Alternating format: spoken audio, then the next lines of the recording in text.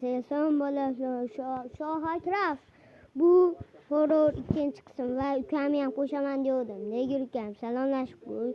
Yo bunu sen Niki Yobek diysen Nami. Düşündün Hop. Valla ükem oldu. Mağdur bu çıkıp gitti. Kirgince biz ders çok küçük duramız. Valla ana horror modada alıştırdım. Bundan korkunçlu mod koştum. Bunlardan korkunçlu yani. Çıkıp gitti hazır kirada. Niki yok bek bile.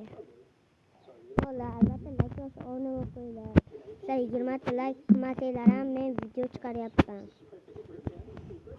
Ama intro ana kalırsa yasa var şeyleri.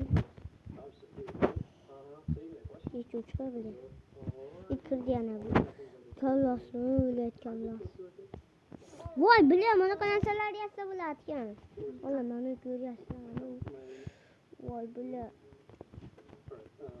Ama öyle şimdi kirki yasak. Topla bana ben kırdı. Sen da topla bana. Niki yok bek. Niki yok bek bunu. Cin veliat. Skini men de görmedi bu ne kirbaşan. Valla daha şey bu çekemet yapıyor. Lakin kiliat. Ana kırdı bu. Oğlum yaki. Halesa. Şeydir karıyla valla. Sintrama bile. Hakim bile. Sintrama bile.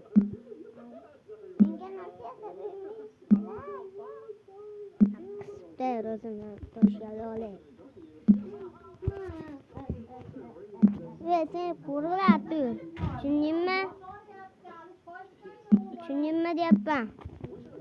Ana kalktı. Buldu yetti başardı. Yetti başardı.